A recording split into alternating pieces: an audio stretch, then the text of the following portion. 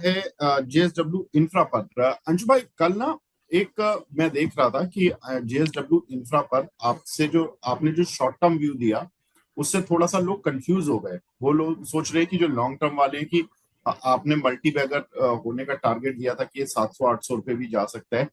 वो थोड़ा सा उसको क्लैरिफाई कर दीजिए कि इसके शॉर्ट टर्म में क्या सपोर्ट रेजिस्टेंस है जेएसडब्ल्यू इंफ्रा के, और जिन्होंने मान लीजिए 330 पर लिया, 340 पर लिया, उनको किस तरह से सोच रखनी चाहिए, because they are investor. Investor वाले लोगों को क्या सोच रखनी चाहिए, कहां तक के टारगेट्स, और ट्रेडर्स अगर कोई रेंज में उनको ट्रेड करना हो तो वो क्या रेंज होनी चाहिए। ट्रेडिंग के लिए तो दोनों में अदानी पावर 10 रुपए ऊपर अपना टारगेट कंप्लीट किया, जेएसडब्ल्यू इंफ्रा 10 रुपए नीचे ही से प्रॉफिट बुकिंग स्टार्ट कर दिया। तो target are nothing but finish line. कई बार आप उसको टच करते हो, कई बार एक्सीड करते हो, कई बार 10 5 से 10 रुपए नीचे आ जाते हो। तो ट्रेडर का जितना पहला टारगेट था वो ऑलमोस्ट कंप्लीट है। अब नया जब बेस बनेगा तब नए टारगेट्स आएंगे 399 के, और उसके बाद ऊपर के। इन्वेस्टर जितने हैं 700 रुपए के लिए शांति से होल्ड करे रहे।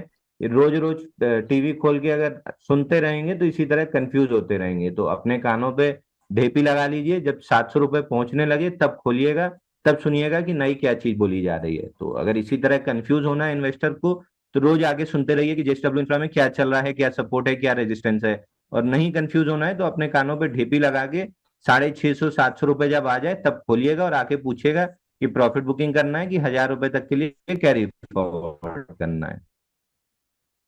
बिल्कुल ठीक है। तो ये इन्वेस्टर्स के लिए एक संदेश कि भाई, जो इन्वेस्टर्स हैं वो घबराने की जरूरत नहीं है। वो रोज रोज देखिए, रोज के जो लेवल सुनते हैं वो ट्रेडर होते हैं, है ना। और जो केवल एक बार इन्वेस्ट करके बैठ गए तो वो इन्वेस्टर हैं, आराम से बैठे हैं। 700 रुपए का टारगेट जेएसडब्ल्यू इंफ्रा पर बता रखा है। जिन्होंने 340 का लिया, 47 का लिया, क्यों घबरा रहे हो।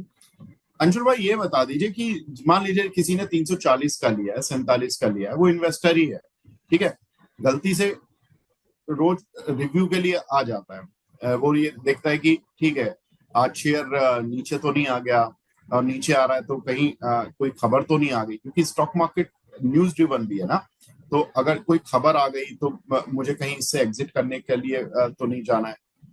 नीचे आने पे कौन सा ऐसा लेवल है जो इन्वेस्टर को एवरेज करना चाहिए।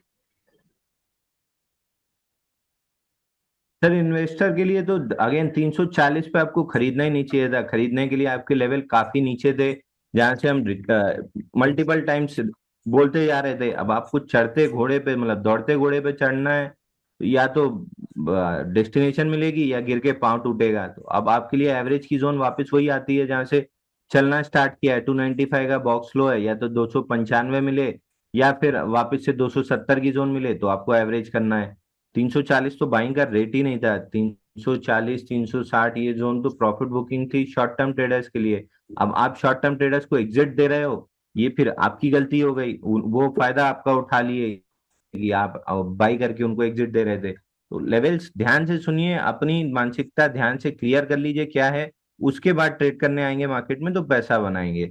आप शॉर्ट टर्म ट्रेडर्स को एग्जिट दे रहे थे 340 पे बाई करके, अब आपको 290 पे एवरेज करना पड़ेगा। ठीक है, कोई बात नहीं। तो मतलब 290 के लिए तैयार रहें। अगर 290 आएगा तो कोई टेंशन नहीं है, आप और लीजिए थोड़ा सा। और इन्वेस्टमेंट कॉल है तो आप आराम से रहिए। सर 290 आएगा, आप अपना थोड़ा बहुत और ले लीजिए।